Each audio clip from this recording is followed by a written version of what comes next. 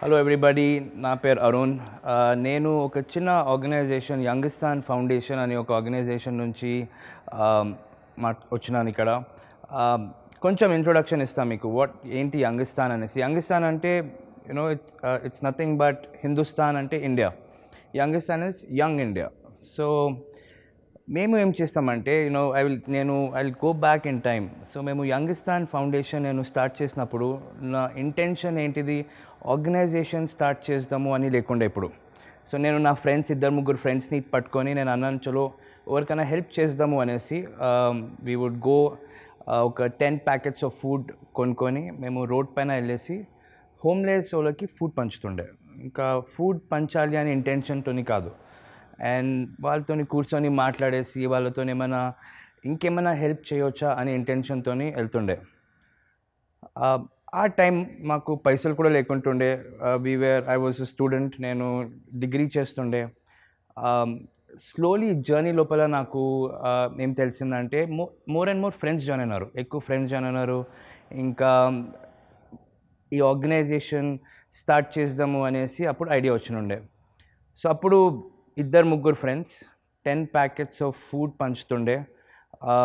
Homeless వాళ్ళకి పోయి food పంచేసి ఏమైనా హెల్ప్ చేద్దాము అని ఇంటెన్షన్తో ప్రోగ్రామ్ స్టార్ట్ అయినుండే. అక్కడ ఒక ఇన్సిడెంట్ జరిగినుండే నాకు. అక్కడ నాకు ఫుడ్ పంచేటప్పుడు నాకు ఒక 60-year-old మ్యాన్ కనిపించుండే, చాలా బక్కగా ఉండే. ఆయనకి ఫుడ్ ఇచ్చినప్పుడు ఆయన అన్నాడు, నాకు ఫుడ్ వద్దు కానీ నాకు టీ తాగిపియండి అని అన్నాడు. సో నేను సరే అనేసి దగ్గర షాప్కి వెళ్ళేసి టీ కొనేసి ఆయనకి టీ తాగిపిస్తే, అన్న థ్యాంక్ యూ, నాకు ఇన్ని మంది ఇక్కడ నుంచి వెళ్ళిండ్రు, ఎవ్వరూ హెల్ప్ చేయలేదు కానీ మీరు ఆగిండ్రు, చాలా థ్యాంక్ యూ అని చెప్పాడు.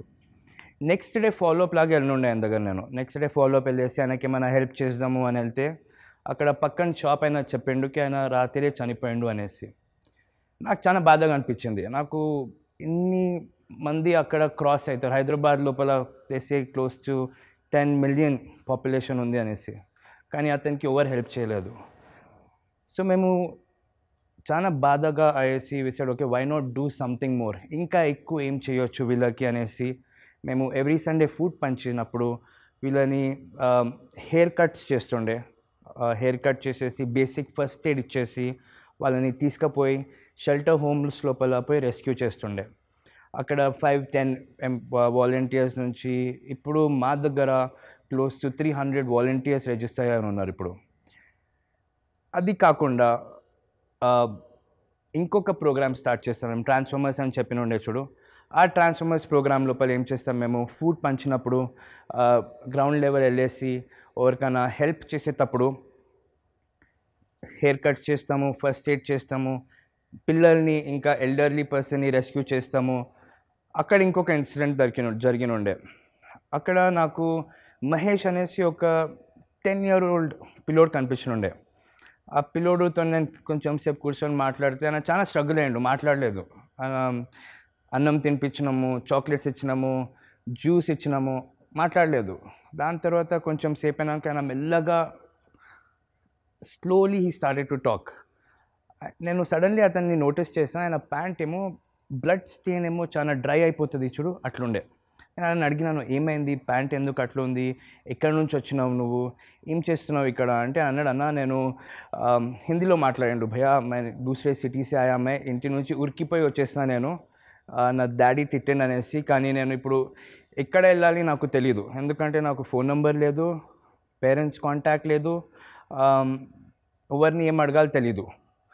కానీ ఆయన ఒక్కటి చెప్పాడు, మాట్లాడుతాం అంటే కంట్లో నుంచి నీళ్ళు వస్తాడండి అతనికి. నేను అడిగినాను, ఎందుకు ఏడుస్తున్నావు అంటే, అన్న ఇక్కడ పోయే ట్రైన్ లోపల మనుషులు నన్ను ఫిజికల్గా అబ్యూస్ చేశారు, నన్ను రాత్రి రేప్ చేస్తుండే అన్నాడు.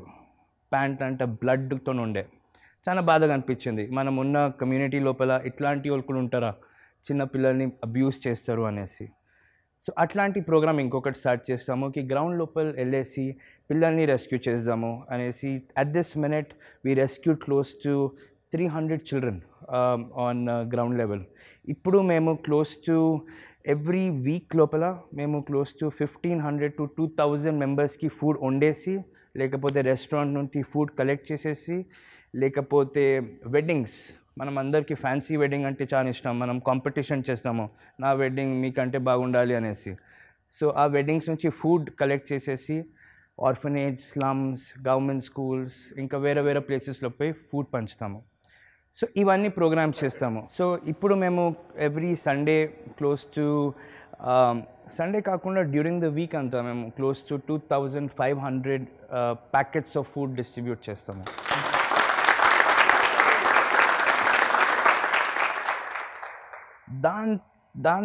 అది కాకుండా ఇంకేం చేస్తామంటే మా దగ్గర 4 ప్రోగ్రామ్స్ ఉంది. ఒకటేమో మా ఫ్యాన్సీ ప్రోగ్రామ్స్ ఉంటాయి, సో దట్ ఎక్కువ వాలంటీర్స్ జాయిన్ అవ్వాలి అనే ఈ జర్నీ లోపల మాది అనేసి.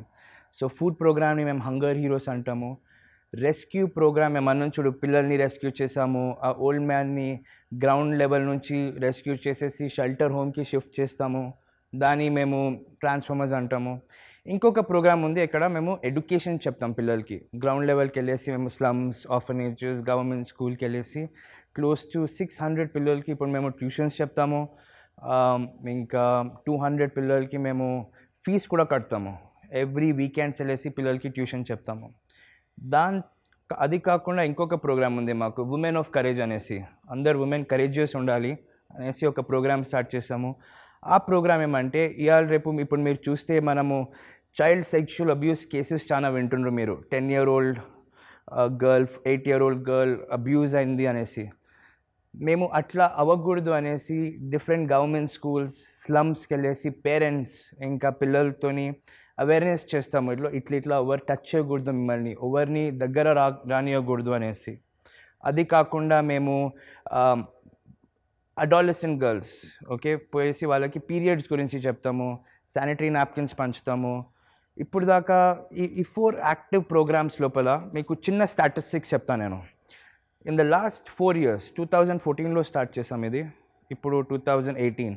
లాస్ట్ 4 years లోపల మేము క్లోజ్ టు 5.5 lakh మీల్స్ పంచాము. సెకండ్, మేము క్లోజ్ టు 300 మనుషుల్ని రెస్క్యూ చేసాం. ఆడపిల్లలు ఉండని మనుషులు, మనం అంటాం చూడు, రోడ్ పైన ఒక ఆమె కూర్చొని ఉంటే రాయల్ కొడతాం మనోళ్ళు, అట్లాంటి ఆంటీలని పోయి రెస్క్యూ చేసాం మేము పిల్లల్ని క్లోజ్ టు 500 పిల్లలకి ట్యూషన్స్ చెప్తామని చెప్పినాను. క్లోజ్ టు 6 lakhs గర్ల్స్కి అవేర్నెస్ ప్రోగ్రామ్స్ చేసాం ఇప్పుడు దాకా. అది కాకుండా మేము కశ్మీర్, చెన్నై, హైదరాబాద్, ఇంకా నేపాల్ ఫస్ట్ ఎయిడ్ రిసోర్సెస్, ఇది ఎర్త్ క్వేక్ ఇట్లా అయినప్పుడు మేము రిసోర్సెస్ పంపించాము. మా దగ్గర క్లోజ్ టు 5000 వాలంటీర్స్ ఇప్పుడు దాకా వాలంటీర్ చేశారు మాతోని. అది కాకుండా ఇంకా వేరే వేరే ప్రోగ్రామ్స్ ఇంకా చేస్తూ ఉంటాం. అది మా చిన్న స్టాటిస్టిక్స్.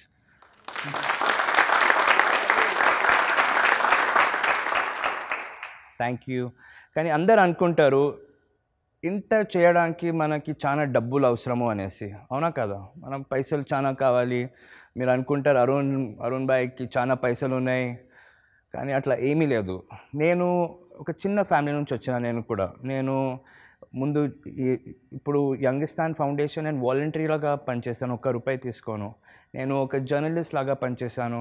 ఇప్పుడు నేను masters in social work course చేస్తున్నాను. నా హోల్ కెరియర్ చేంజ్ చేశాను నేను. కానీ if you go back in time, నా ఫ్యామిలీ చాలా చిన్న ఫ్యామిలీ. నేను చిన్నప్పుడు మాకు 4 పెద్ద అక్కలు ఉన్నారు. నాకు 3 రూమ్స్లో పెరిగా. నేను ఓన్లీ 3 రూమ్సే ఉండే. నాకు రోజులు గుర్తున్నాయి ఎక్కడ నేను తినకుండా పండుకున్నాను. నాకు మీల్ లేకుంటుండే. మా అక్కలు ఎంత కష్టపడ్డారో నేను చూసాను. సో ఇట్లా వేరేవాళ్ళు కష్టపడకూడదు అనేసి చిన్న జర్నీ స్టార్ట్ చేశాను. నేను 18 years ఉన్నప్పుడు నేను నా ఫస్ట్ జాబ్ చేశాను, పిజ్జా డెలివరీ బాయ్ లాగా.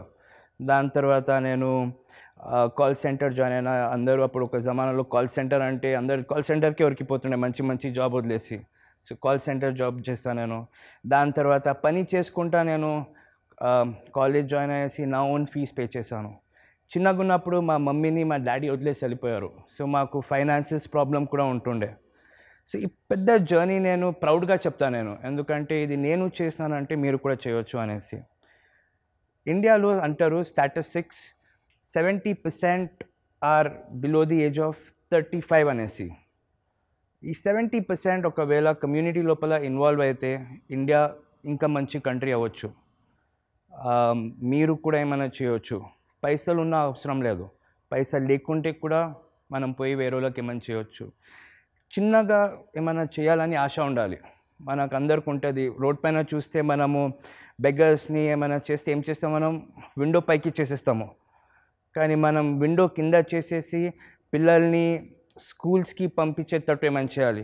మేము లాస్ట్ వీక్ ఒక రెస్క్యూ చేసాం. మేము ఒక 3 గర్ల్స్ని ట్రైన్ లోపల వెళ్తూ ఉంటే ఒక పేరెంట్స్ వాళ్ళని ట్రైన్ లోపల వదిలేసి వెళ్ళిపోయారు, ఉరికిపోయారు, నాకు పిల్లలు వద్దు అనేసి.